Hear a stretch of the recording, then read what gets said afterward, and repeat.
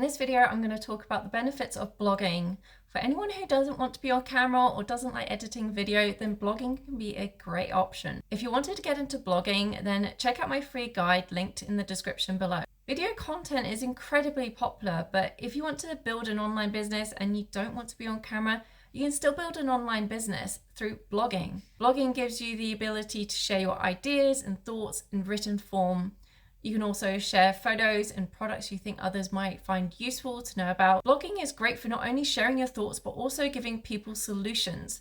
So say you've learned how to make the most amazing chocolate cake, you can share that recipe and tips. If you like designing, using Pinterest is a great way to get traffic to your blog. Again, you don't need to show your face. You can use images and text to tell people about your blog. If you don't know how to use Pinterest, I would highly recommend checking out the free course linked below as a great starting point. Blogging has the potential to earn you income, whether that's through paid advertising, sponsored posts, or selling products on your own site. Building a blog, you can learn many skills along the way: how to write to engage with your audience, SEO, and marketing.